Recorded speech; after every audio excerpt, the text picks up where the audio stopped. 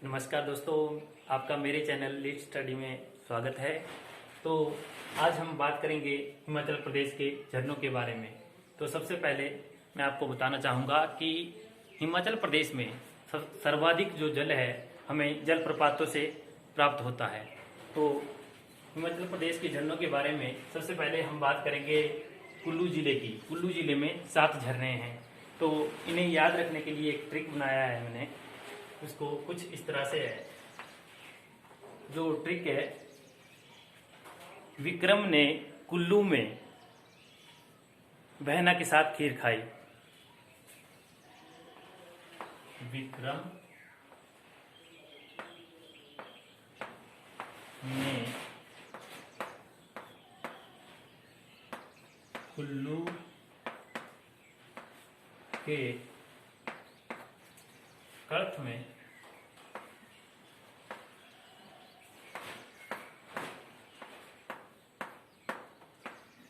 बहना के साथ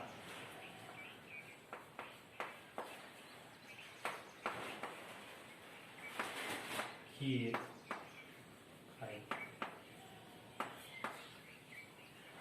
तो यहाँ से विक्रम के वी से बनेगा वशिष्ठ, और क से बनेगा कसोल, र से बनेगा रहला, म से बनेगा मणिकर्ण, कुल्लू के कड़थ, कड़थ खुद में ही एक झरना है और बहना भी एक झरना है।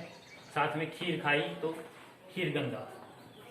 तो अब इन झरनों के बारे में यदि हम विस्तृत रूप से जानना चाहें तो सबसे पहले बात करेंगे हम वशिष्ठ जो झरना है उसकी।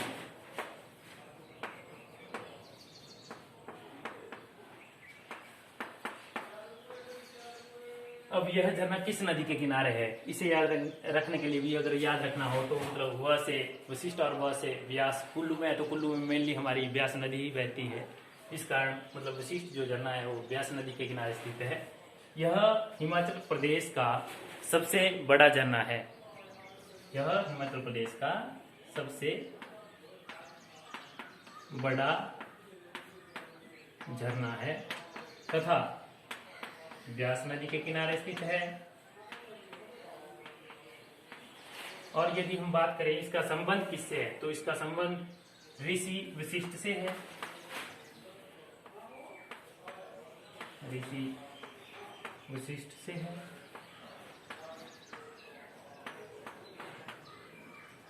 और इसी झरने के पास एक राम मंदिर भी है।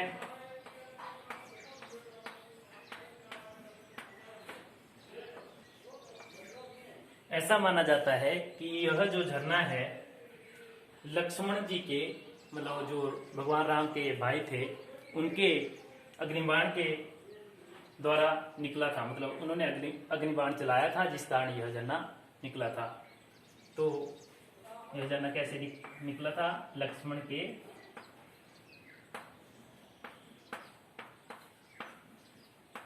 अग्निबाण से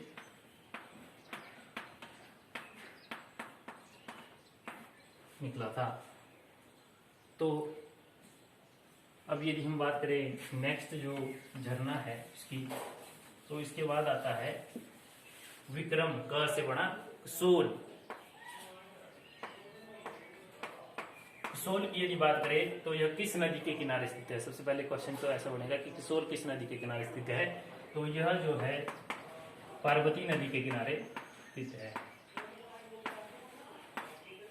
इस झरने के बारे में ज्यादा कुछ नहीं है, यही है बस, पार्वती नदी के किनारे स्थित है। और नेक्स्ट जो झरना है वो आता है रहला। कुल्लू में रहला और कल्प के अलावा जो भी झरने हैं वह गर्म पानी के हैं। रहला जो झरना है यह ठंडे पानी का झरना है, एकमात्र झरना है कुल्लू में जो कि पूरी तरह से ठंडे पानी का झरना है तथा यह कुल्लू के मनाली क्षेत्र में पड़ता है। अब रहला के बाद अगला जो झरना आया वो आता है मणिकर्ण, जो कि बहुत ही महत्वपूर्ण है एग्जाम की दृष्टि से। मणिकर्ण की यदि बात करें तो मणिकर्ण का सबसे पहले अर्थ क्या हुआ? मणि मतलब बाड़ी और कर्ण मतलब कान। यहाँ पे जो पार्वती के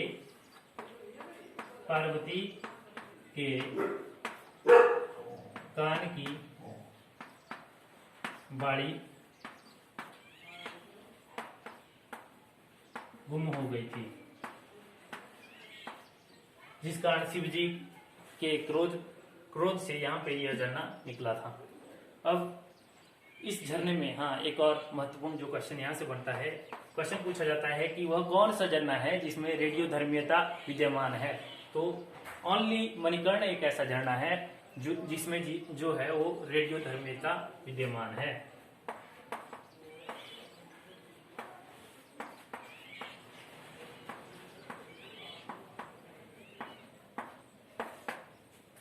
अब यदि हम बात करें नेक्स्ट झरने की, तो विक्रम तो हो गया, अब आ गया कर्थ। कर्थ एक ऐसा झरना है जो ना तो ज्यादा ठंडा है और ना ज्यादा गर्म है,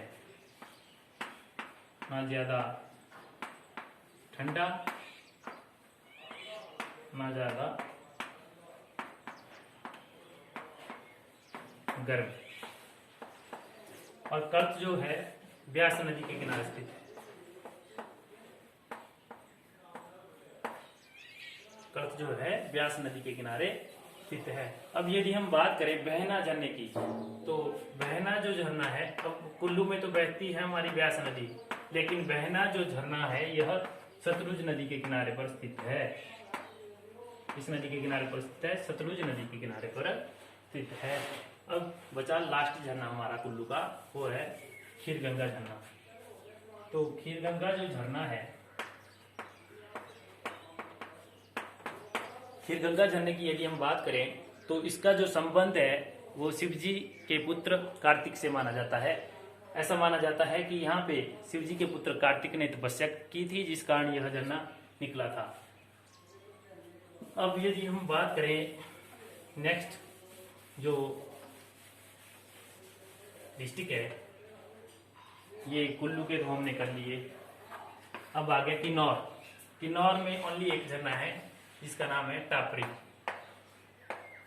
और यह गर्म पानी का झरना है तथा सतलुज नदी के किनारे स्थित है।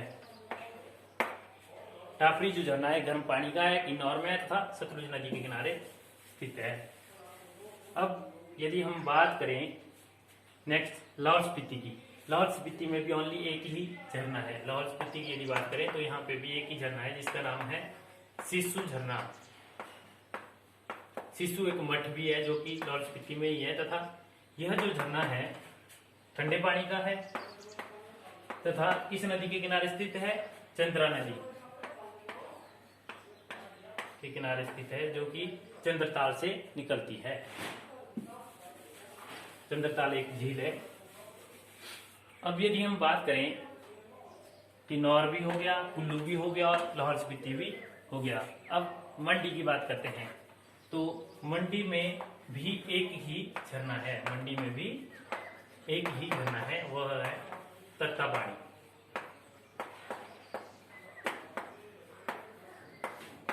इसकी यदि बात करें तो यह सतलुज नदी के किनारे स्थित है।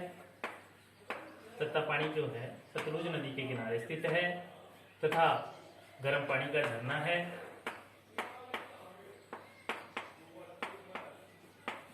और यदि हम बात करें कि हिमाचल प्रदेश का सबसे पुराना झरना कौन सा है, तो तत्तापानी जो है हिमाचल प्रदेश का सबसे पुराना झरना भी है। और सबसे बड़ा वाला झरना जो है वो वशिष्ठ था, जो कि कुल्लू में है। अब यदि हम बात करें नेक्स्ट डिस्ट्रिक्ट, तो मंडी भी हो गया। अब बात करते हैं शिमला की। तो शिमला की यदि बात करें तो शिमला में दो झरने आते हैं। एक आता है हमारा चैडविक झरना, जो कि गर्म पानी का झरना है, और दूसरा आता है हमारा ज्यूरी झरना। ज्यूरी झरने की बात करें तो यह रामपुर के पास स्थित है तथा रामपुर के पास स्थित है। आई थिंक यह ठंडे पानी का झरना है, सॉरी, चैडविक जो है ठंडे पानी का झरना है, जबकि जो ज्यूरी है वह गर्म पानी का झरना है। अब शिमला के भी हो गए, अब बचे हमें, शिमला भी हो गया, चंबा। चंबा की यदि बात करें तो चंबा में 4 या 5 झरने हैं, 5 झरने हैं, 4 झरने हैं। तो सबसे पहले बात करेंगे हम सतधारा। चंबा में जितने भी झरने हैं ये सब जो झरने हैं ठंडे पानी के झरने हैं। यहाँ पे एक भी जो झरना है वह गर्म पानी का नहीं है। तो सबसे पहले बात करते हैं हम सतधारा झरना। यह भी ठंडे पानी का है तथा चंबा में स्थित है। दूसरी बात करें तो पंचकुला झरना।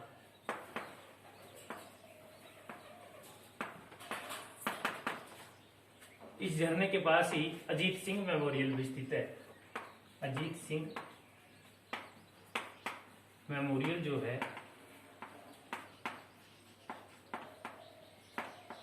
पंचकुला झरने के पास स्थित है। अब यदि हम बात करें अन्य झरनों की तो कालिका जो झरना है वह भी चंबा में पड़ता है तथा ठंडे पानी का झरना है। और लास्ट में बचा धनछो।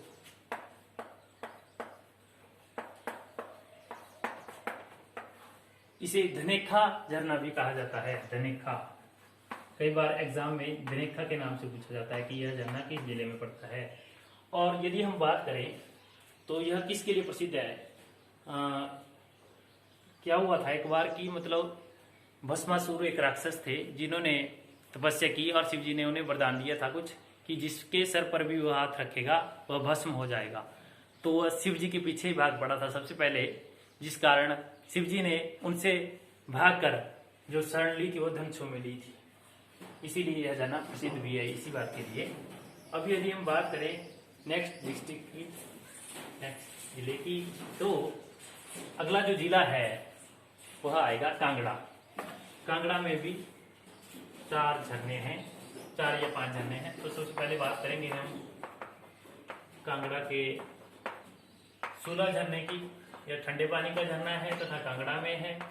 उसके बाद यदि बात करें हम सलोल की, सलोल जो झरना है यह भी कांगड़ा में है तथा ठंडे पानी का झरना है। अब यदि हम बात करें ज्वालामुखी की, यह एक मंदिर भी है जो कि कांगड़ा में ही है। अब यदि हम बात करें नंबर 4 पे आता है भागसुनाथ।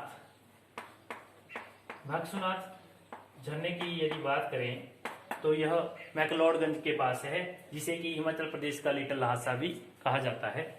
और यदि बात करें लास्ट जो झरना बच गया कांगड़ा का, लुनानी, तो यह जो झरना है इसकी खोज जो की थी वह ए कॉलमन ने की थी, जो कि एक अंग्रेज थे जिन्होंने इसकी खोज की थी। ए कॉलमन नाम था उनका।